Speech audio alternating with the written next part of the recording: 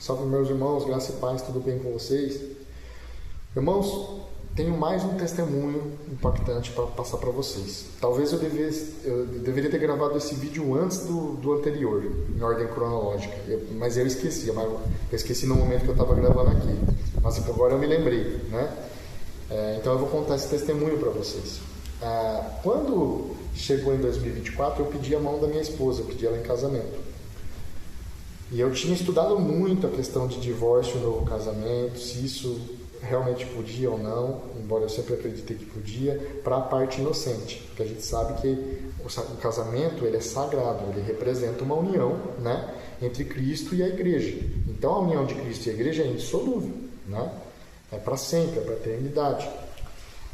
E quando Deus institui o sagrado matrimônio, né, o sacramento do casamento, vamos falar assim, né, na verdade os católicos acreditam que é um sacramento, né?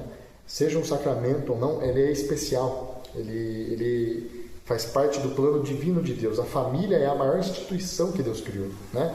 A própria família reflete a imagem de quem Deus é. Deus é amor, Deus é Pai, Filho e Espírito Santo. Então Deus cria a família como uma grande instituição que Ele criou. E o casamento é o que faz nascer a família, uma aliança eterna, até que a morte os separe, né? Pois bem, porém, existe aquilo que a gente entende como cláusula de exceção, de Mateus 19:9, né? Que Jesus fala, ouviste o que foi dito, né? Dará a carta de divórcio à sua mulher, eu, porém, vos digo, todo aquele que repudiar sua mulher, a não ser, exceto por imoralidade sexual, exceto por infidelidade, né? E casar com outra, se torna adúltero. E quem casar com a repudiada se torna adúltero também, né? Então ele coloca uma exceção ali. Tipo, se tiver uma ruptura do casamento, que os casais se reconciliem ou que permaneçam só.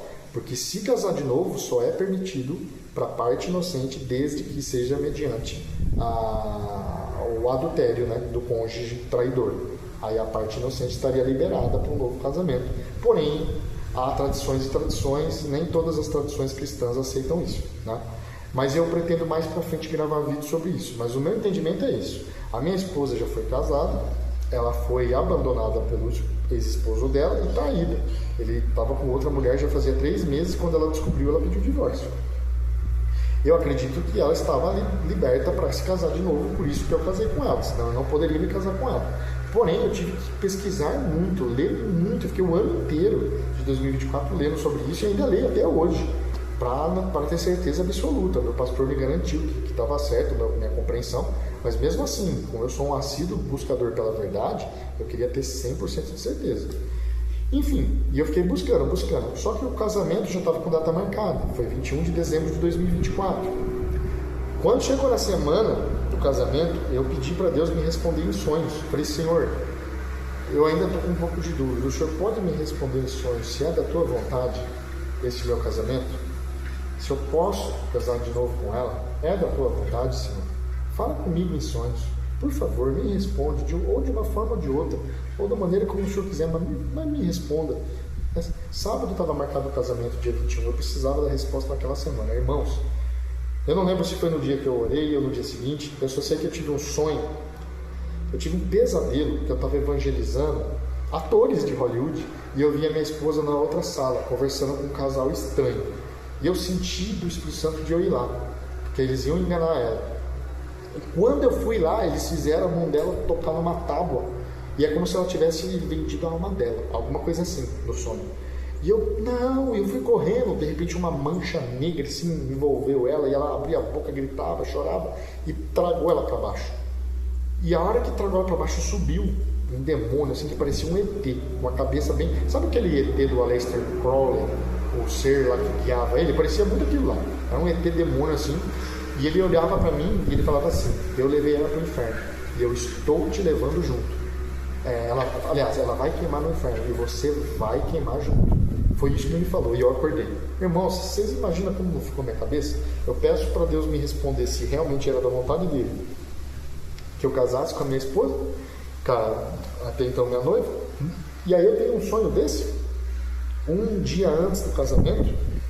Irmãos, eu fiquei em danger, essa é a palavra, eu fiquei muito atribulado. Foi quando Aí eu não lembro se foi um dia antes do casamento ou se foi na manhã do casamento. Eu levei ela lá fazer unha. Foi um dia antes. Eu levei ela fazer a unha na amiga dela. E eu fui clamando o Senhor, dirigindo o carro. Eu falei: Senhor, me responde. Eu preciso que o Senhor me responda. Não dá mais tempo. O que eu vou fazer, Senhor? Eu estou confuso. Aí eu vim na minha obra. E o meu pedreiro tinha emprestado o martelete que eu tinha alugado. Um pedreiro novo, que veio na cidade novo, na obra da esquina do meu quarteirão. E eu peguei e dei, esse pedreiro falou: poxa, você não pode ir lá onde você alugou esse equipamento e renovar eu sou novo na cidade, para mim usar aqui. Eu senti, falei: vamos lá que eu levo você lá, na conversa lá e eu renovo para você. E eu não conhecia ele. Aí ele começou a conversar comigo. Ele falou que veio da Bahia, né, para cá, que Deus mostrou para ele. Aliás, antes de ele falar isso, ele falou assim: você é cristão, não é? Ele olhou para mim. Eu falei: eu sou, como você sabe? Ele falou: o Espírito Santo está me mostrando. Ele falou assim: o Espírito Santo me mostrou essa cidade, a cidade que eu moro, pessoal. E ele veio da Bahia. Eu moro numa cidade do interior de São Paulo, né? Ele veio da Bahia. Ele falou assim: Deus me mostrou em sonhos para ir para essa cidade. Eu nem conhecia a existência dessa cidade. Então ele é um missionário, né? Deus tem obras na vida dele. Ele é pentecostal, não é reformado, não. Eu não tenho preconceito, irmãos. Desde que a pessoa seja realmente serva de Cristo, para mim a placa denominacional é periférica. Irmãos, esse irmão revelou a minha vida. Ele veio de outro estado, ele revelou a minha vida. Ele começou a falar assim: Deus manda te dizer, eu tô vendo aqui. Ele estava tendo uma visão de olho aberto, de visão aberta, enquanto eu dirigia, levando ele para pegar o equipamento lá e renovar.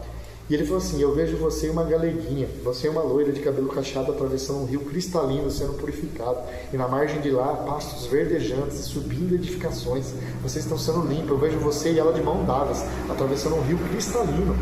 Irmãos, a minha esposa é galega, ela tem o cabelo cacheado. Ele descreveu ela, descreveu a vida dela, descreveu a minha vida. Ele veio da Bahia, ele nem conhecia a cidade. E aí Deus falava: pode ir que eu sou contigo. Ele confirmou meu casamento ali na boca do servo. Depois eu virei amigo dele, ele se chama Alan. Se um dia você ver esse vídeo, Alan, meu irmão, Deus usou de você grandemente. Aquele dia eu nasci de novo. Porque eu não sabia o que ia fazer, irmãos. Eu tive uma visão, um pesadelo, que tipo assim, que o diabo ia levar minha esposa e eu para o inferno. E aí Deus confirmou através da boca do seu servo, que veio de outro estado, que a gente ia ser purificado, passado por águas cristalinas. E isso foi o que me deu a certeza que eu poderia ir avante e casar. E eu casei. E aqui estou bem casado com a minha esposa, minha amada esposa, para a honra e glória do Senhor Jesus. Então, são vários testemunhos, irmãos. São coisas assim milagrosas, maravilhosas que o Senhor fez na nossa vida. E eu estou aqui para testemunhar desse Deus tão poderoso, né? Para dar esse testemunho em nome do Pai, do Filho e do Espírito Santo. O Senhor Jesus é tudo para mim, o Espírito Santo é tudo para mim, irmãos. O Pai é tudo para mim. Ele está na nossa vida. E Ele está na vida de vocês também, tá bom? Então, Deus coloca no meu coração de eu falar, mesmo que você tenha ido longe demais, tenha pecado, tenha se desviado do Senhor, lembre-se do filho pródigo. Lembre-se que Deus, o ponto final, quem dá é Deus. Não é o homem, não é os líderes, não é a religião. E Deus, Ele está de braços abertos. Está de braços abertos esperando. Vinde a mim, ó vós todos que estáis cansados e atribulados, e eu vos aliviarei. Está com dúvida? Quer um direcionamento do Espírito Santo? Pede, porque todo aquele que pede, recebe. A palavra diz: buscar-me-eis e me encontrareis quando me buscareis de todo o vosso coração. Eu busquei o Senhor de todo o meu coração. Por mais que teve testes, grandes testes de fé, o Senhor me respondeu. Ali, na prorrogação, a véspera, o segundo tempo da prorrogação, nos últimos minutinhos, né? O Senhor me respondeu. Eu perseverei em fé, em esperança, tive muito medo, é verdade, mas o Senhor não me deixou no final confuso, nem envergonhado.